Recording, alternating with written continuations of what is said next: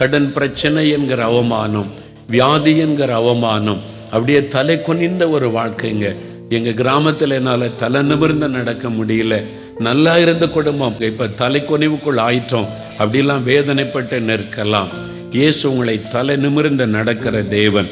எனக்கு அன்பானவர்களே, இயேசு பேசக்கூடிய ஒரு ஆண்டவர்.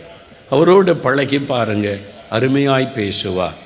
நம்மோடு கூட பேசுகிறவரும் நம்மோடு கூட நடக்கிறவரும் அனுதினமும் நம்மோடு கூட இருந்து உதவி செய்கிற ஆண்டவர். எங்களை போல ஊழியரிடத்தில் மாத்திரம் அல்ல, நீங்கள் படித்து கொண்டிருக்கலாம், வேலை செய்து கொண்டிருக்கலாம், உங்களோடும் ஆண்டவர் பேசுவார். அவர் யாருக்கும் தூரமானவர் அல்ல.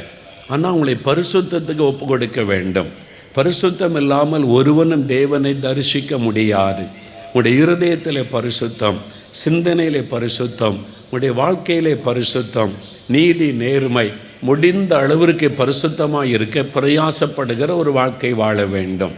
ஒருவேளை 100க்கு 100 என்னால் முடியவில்லை என்றாலும் பிரயாசப்படணும். துன்மார்க்கமாய் அநீதியாய் இஷ்டப்படி வாழ்ந்து கொண்டு ஆண்டவர் என்னோடு பேசுவார் என்றால் பேச முடியாது. அந்த பரிசுத்தத்தை நமக்கு தருகிறவரும் இயேசு கிறிஸ்து தான்.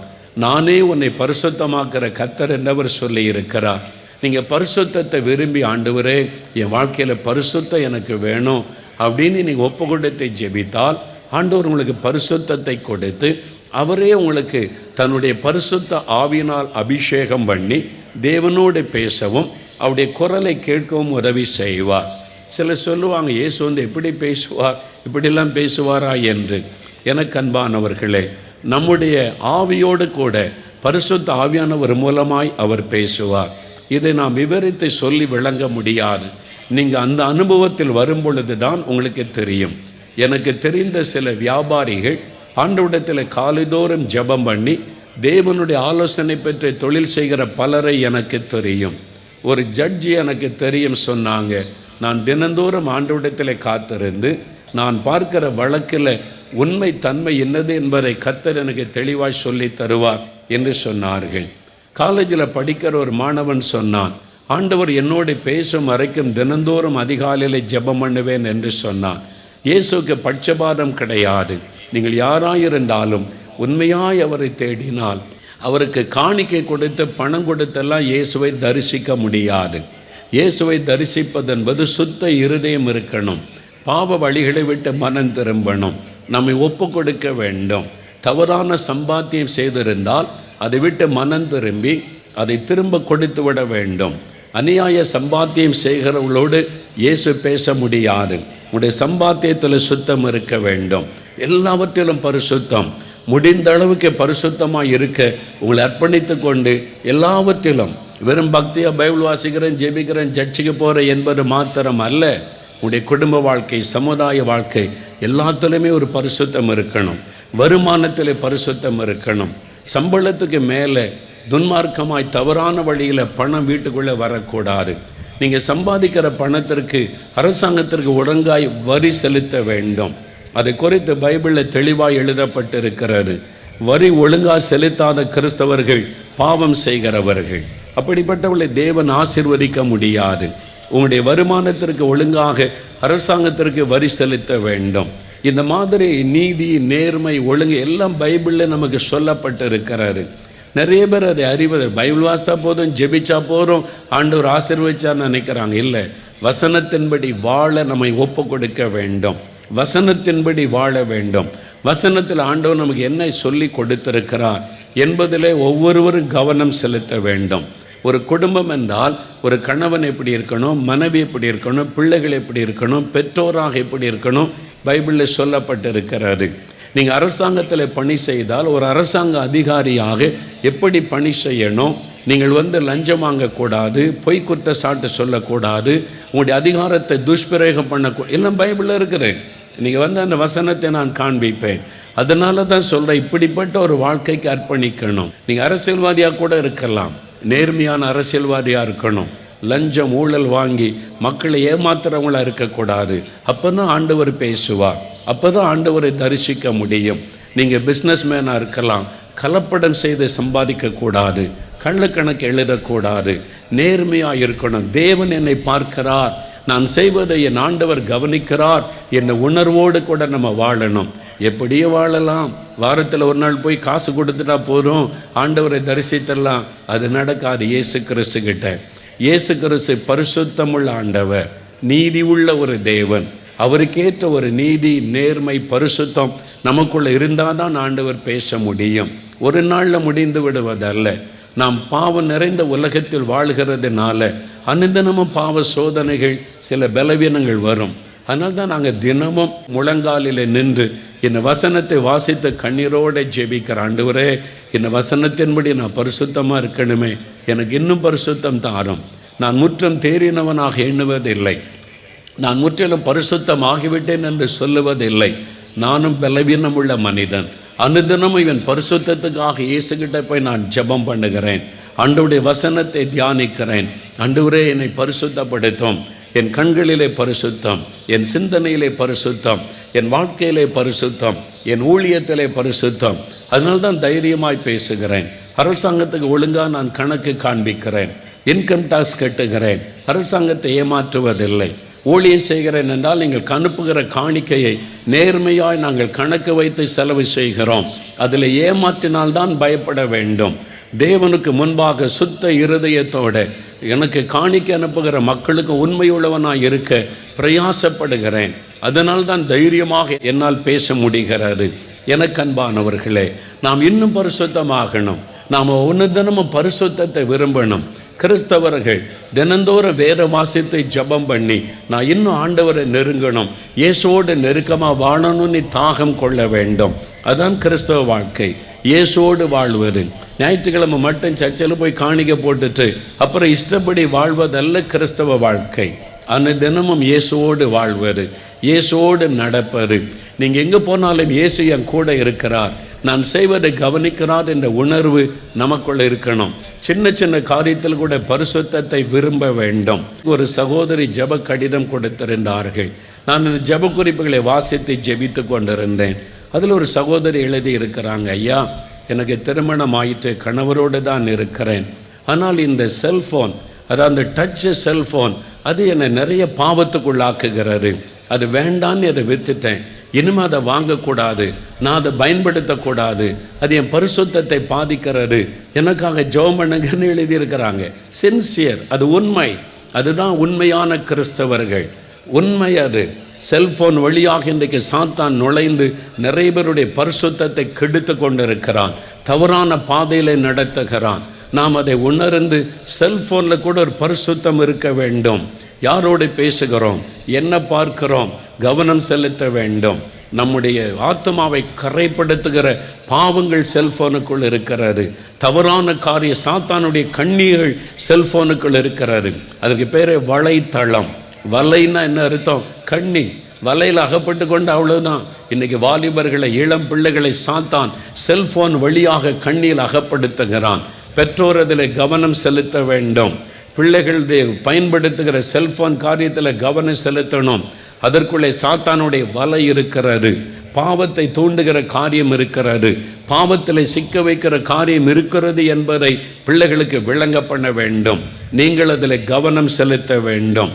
அதனால் ஒவ்வொரு சின்ன காரியத்திலும் பரிசுத்தத்தை விரும்ப வேண்டும். பரிசுத்தமாய் முடிகிறதோ இல்லையோ அதை விரும்பணும். கூடுமான வரைக்கும் பரிசுத்தமாக இருக்க வாஞ்சிக்கணும். நான் நேர்மையாக இருக்கணும், ஆண்டவர் என்னை கவனிக்கிறார், என் வாழ்க்கை சுத்தமாக இருக்கணும், நான் செய்கிற எல்லாவற்றிலும் நேர்மை இருக்கணும், இயேசு என்னை கவனித்து கொண்டிருக்கிறார், இந்த உணர்வு நமக்கு இருக்கணும். அப்படி தினமும் நீங்கள் ஆண்டவரை தேடினால் அவர் உங்களோடு கூட பேசுவார்.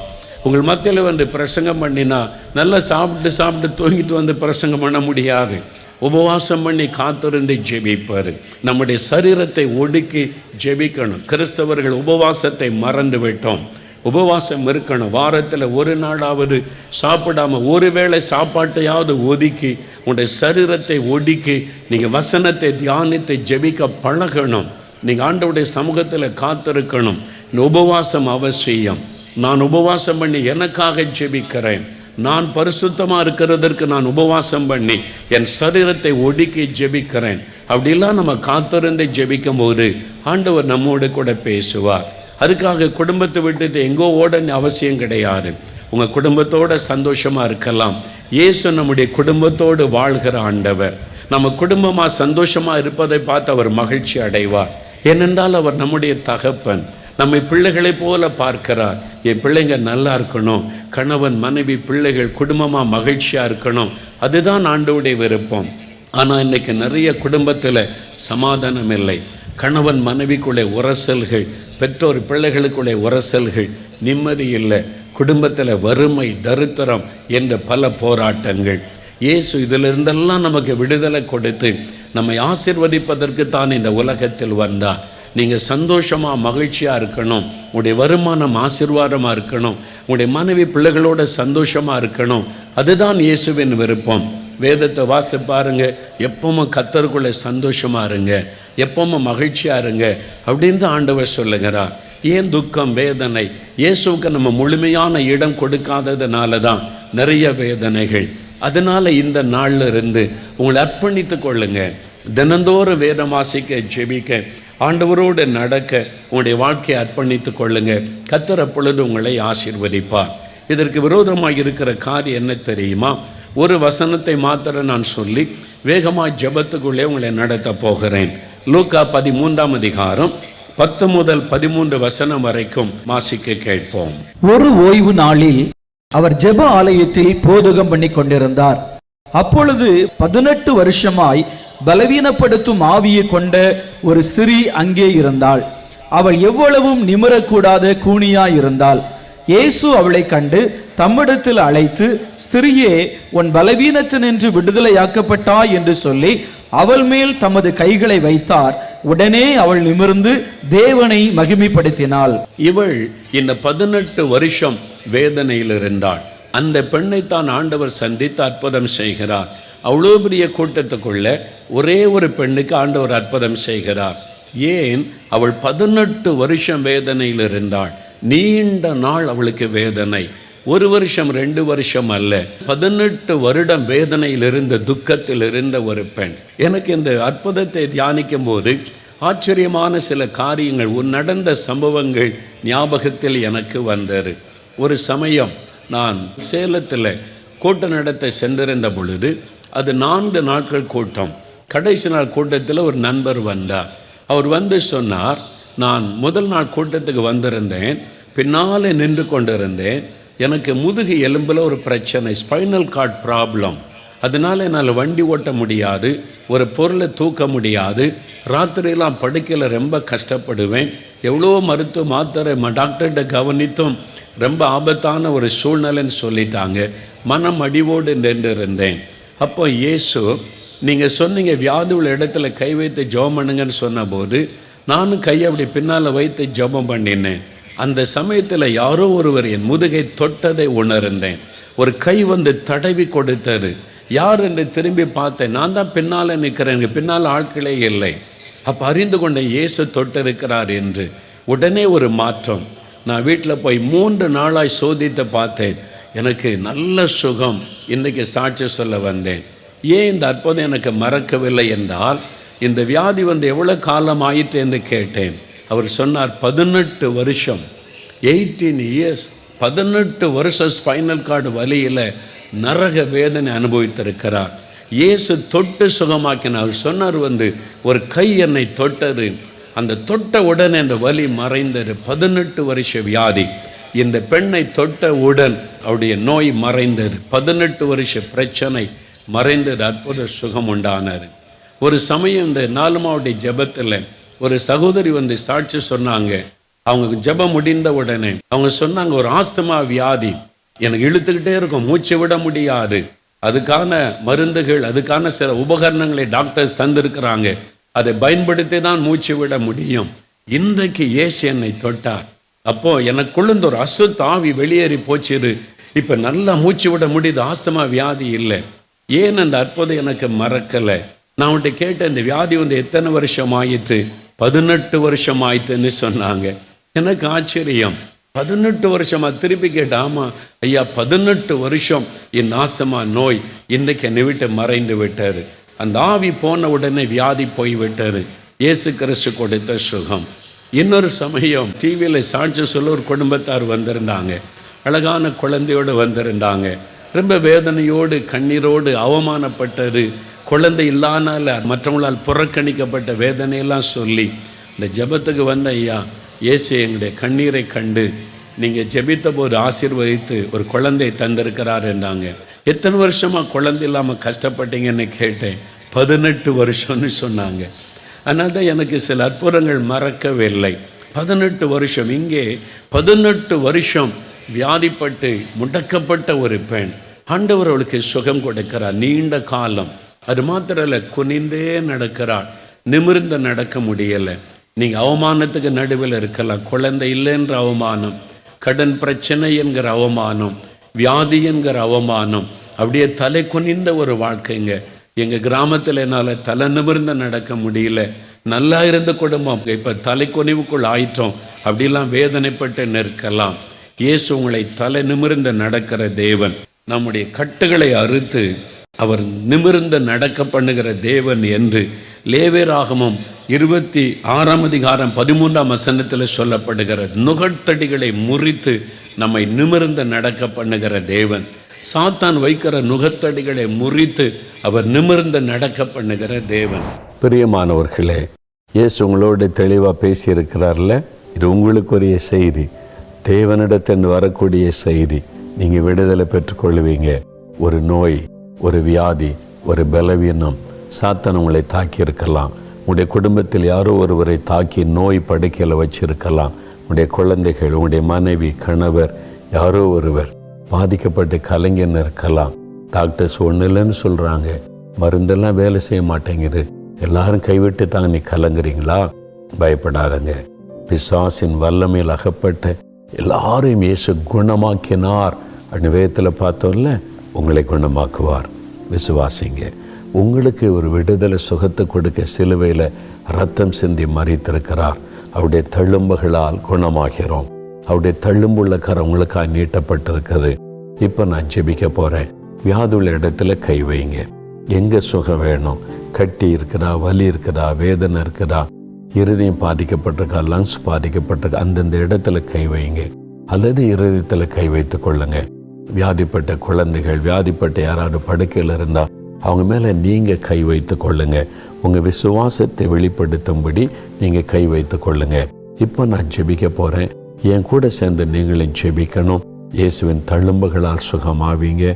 விசுவாசோடு ஜெபிக்க ஆரம்பிங்க. இயேசுடைய பெயரை சொல்லுங்க.